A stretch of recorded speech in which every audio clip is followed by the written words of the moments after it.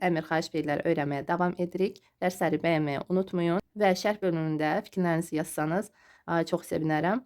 Bir sualım da var sizə. Bu vaxta kimi neçə feil öyrənmisiniz və sizə asandır öyrənməyə ya çətin? Bunu siz özünüzdə yoxlaya bilərsiniz. Öyrəndiyiniz feillərdən siz özünüz cümlə qura bilərsiniz və şərh bölümündə yazsaz mən yoxlayaram. Əgər düz olarsa, siz özünüz də başa düşərsiniz ki, yaxşı öyrənirsiniz, yadınızda qalır. Əgər səhv olarsa, yenə də bu sizin üçün bir praktika olar. Həmən feili siz artıq yazdıqdan sonra unutmayacaqsınız. Bu da faydalıdır. Gəlin davam edək. Növbəti feil повысить, повышать. Eyni zamanda увеличить, увеличивать, artırmaq deməkdir. Artırmaq, yüksəltmək və eyni zamanda məcazi mənada qaldırmaq.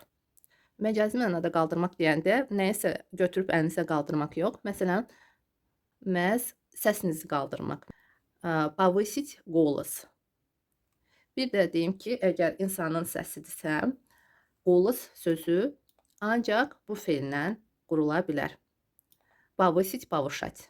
Artırmaq, eyni zamanda qaldırmaq mənasında. Biz deyirik səsini qaldırma. Amma rus dilində не повышай голос, səsi artırma kimi, eyni zamanda qaldırma kimi deyiləcək. Sadəcə не поднимай biz demirik. Əgər nəyisə əlimizə götürüb qaldırırıqsa, o zaman поднимать olacaq. Amma məcazi mənada olacaq повышать, повысить. Və səsi, insanın səsi məhz bu feillə qurulacaq.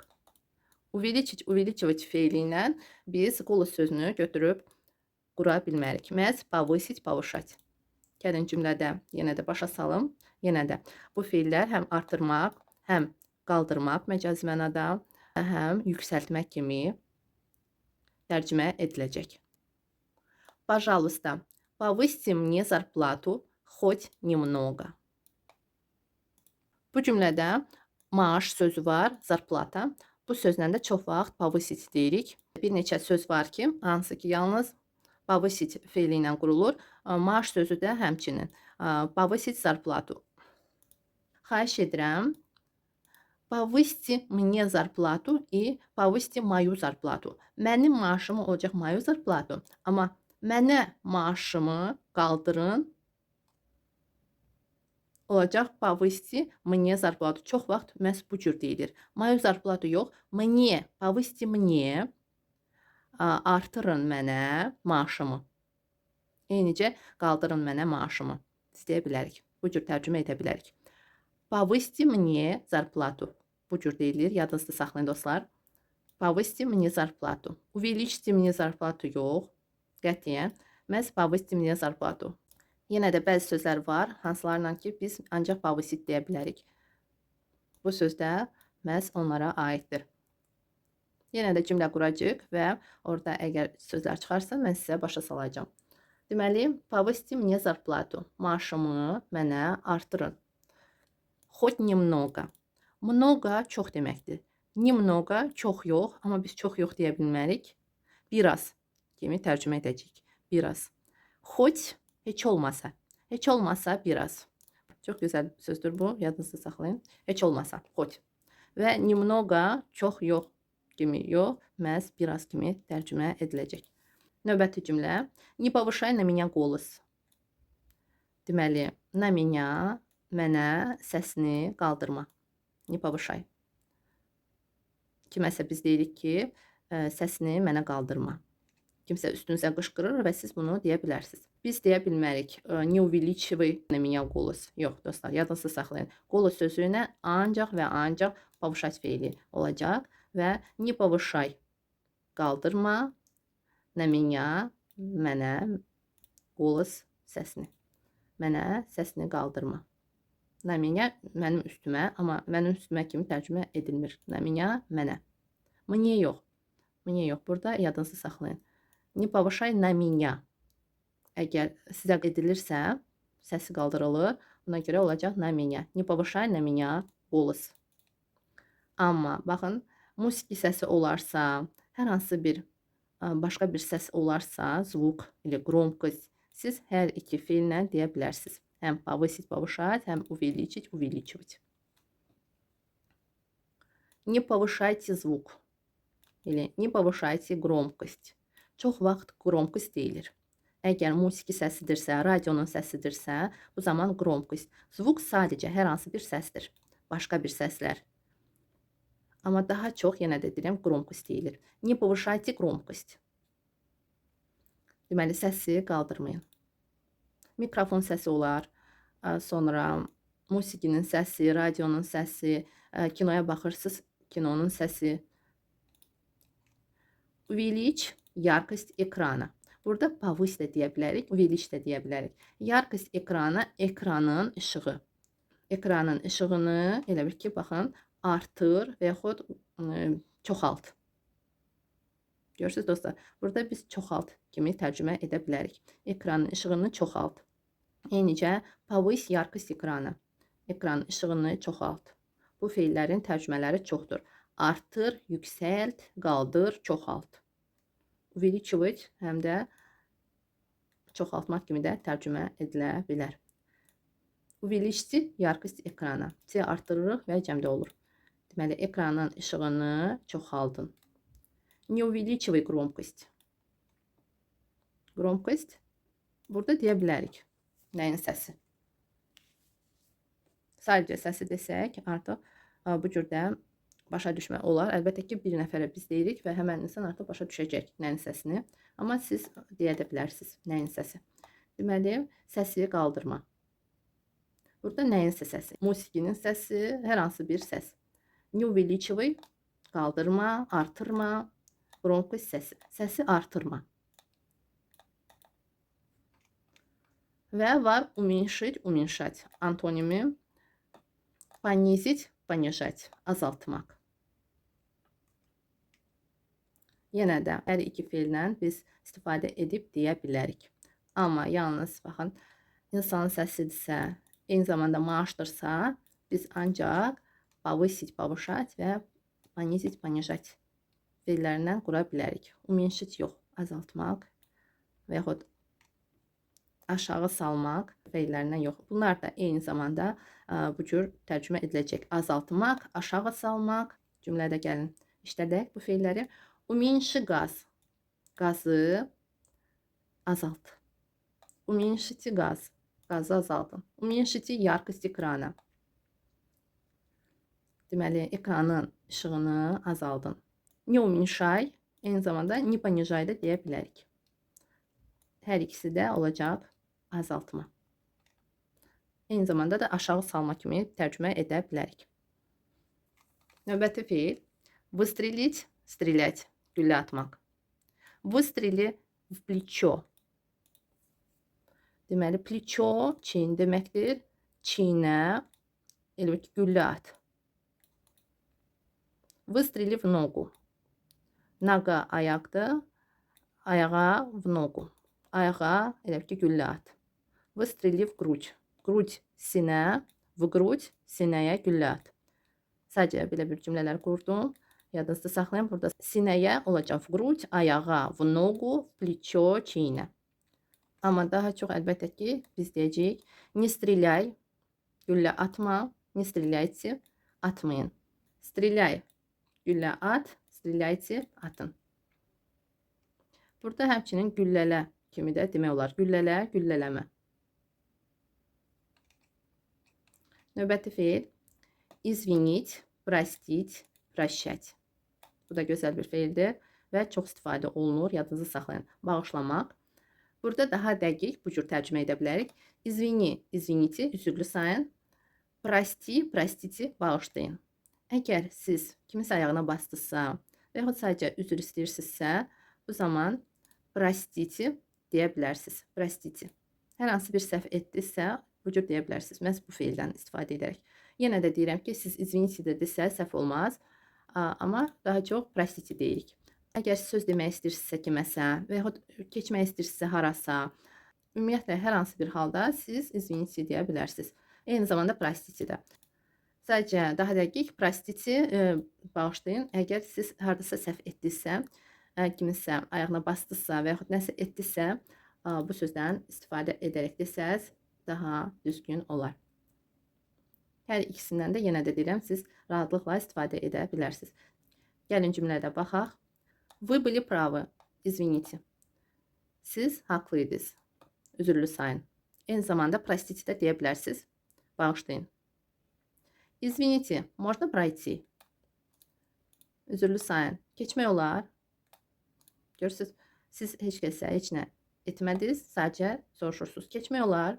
Bu zaman bu feildən biz istifadə edirik. Yenə də deyirəm, простите də desəz səhv olmaz. Hər iki feildən siz istifadə edərək deyə bilərsiniz. Простите, можно пройти? Извините, можно пройти? Простите, я вам не мешаю? Bağışlayın, mən sizə narahatlıq törətmirəm. Mən sizi narahat etmirəm. Я вам не мешаю? Не прощай его. Onu bağışlama. Не прощайте его. Onu bağışlamayın. Əgər bağışlamaq fikrində deyirsinizsə, əlbəttə ki, простить, прощать feillərinə qurulacaq. Не прощай, bağışlama. Его kişi cinsində onu, qadındırsa ее. Onları их. Və belə bir feillər də var, baxın. Burada siyasızdır, fikir verin. Извинить, простить. Amma sə ilə də qurula bilər. Əgər sə ilə olarsa, biraz mənası dəyişiləcək. Baxın, извиниться, üzr istəmək deməkdir. Извиниться, извиняться, üzr istəmək. Amma baxın, проститься, прощаться, sağollaşmaq. Burada sağollaşmaq məhz bir dəfəlik əgər çıxıb gedirsinizsə və gəldiniz sağollaşmağa, bu zaman bu feillərdən siz istifadə etməlisiniz. Harasa bir dəfəlik çıxıb gedirsinizsə və çətin ki qayıdacaqsınız. Ola bilsin ki, heç qayıtmadınız və gəldiniz sağollaşmağa. Bir nəfərlə və yaxud bir neçə nəfərlə. Ты был неправ. Извинись. Burada da belə bir cümlə var idi. Вы были правы, извините. Yəni elə cəmdə götürək. Вы были неправы, извинитесь. Nə ilə fərqlənir? Mənaları tam fərqli olacaq. Baxın. Вы были правы, извините. Siz haqlıydınız, üzürlü sayın. Elə bir ki, siz üzr istəyirsiniz. Amma burada siz istəyirsiniz ki, onlar sizdən üzr istəsinlər. Вы были неправы. Siz haqlı deyildiniz. Üzr istəyin. Görürsünüz? Burada siz xahiş edirsiniz, belə deyək ki, onlar sizdən üzr istəsinlər, çünki haqlı deyildilər. Yalnız si artırılır və mənası dəyişilir. Həmən şəxslərin sizdən üzr istəmənizi istəyirsiniz burada, amma üstəki cümlədə siz üzr istəyirsiniz. Извините, bağışlayın. Burada da извинитесь, məndən üzr istəyin. Вы были неправы. Siz haqlı deyildiniz. Üzr istəyin. Elə, ты был неправ. Sən haqlı deyildin. Извинись. Üzr istə. Yadınızı saxlayın. Görürsünüz? Belə olacaq. Прощай, я ухожу. Прощай, sağ ol deməkdir. Amma biz yenə də deyirəm, adi halda прощай deyə bilmərik. Əgər çıxıb gedirsinizsə bir dəfəlik, o zaman прощай sözündən biz istifadə edirik. Əgər sadəcə sağollaşırsınızsa, deyə bilərsiniz, до свидания, я ухожу. Eləcə, пока, я ухожу.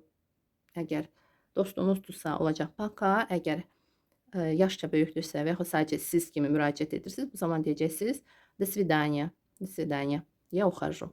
Прощай, əgər bir nəfərə deyiriksə, sağ ol, mən gedirəm. Amma cəmdə olacaq прощайте, я ухожу. Прощай deyərkən siz adi halda deyirsiniz, görürsünüz? Amma burada belə bir söz də var, görürsünüz? Не прощай. Üzr istəmə.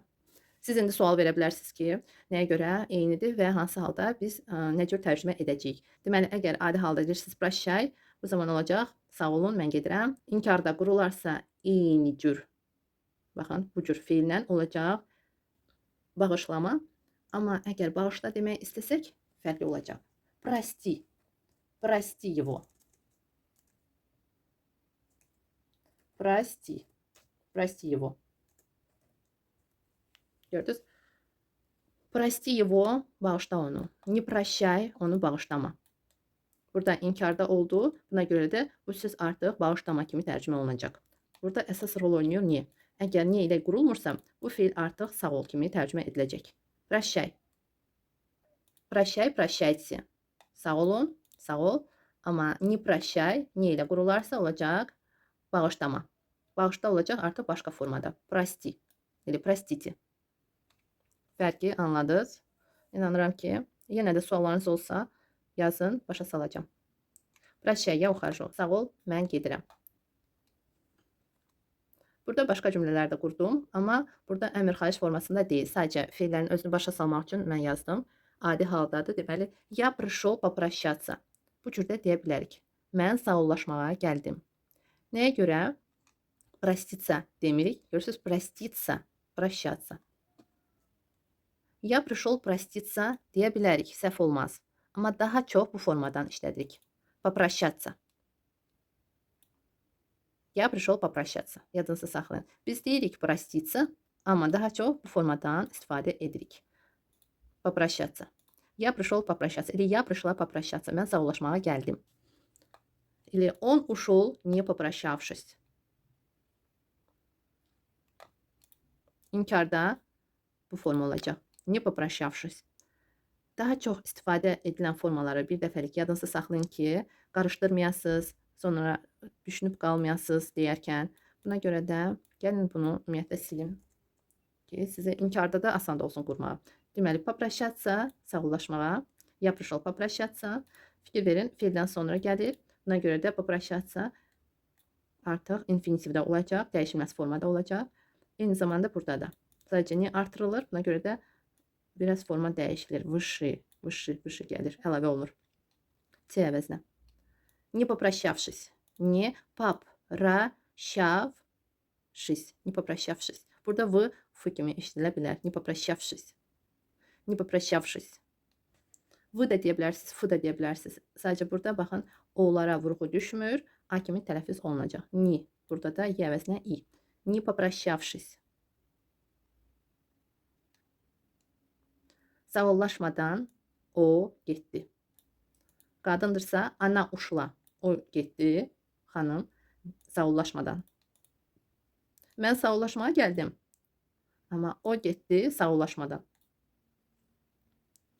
Biraz uzun sözlərdir.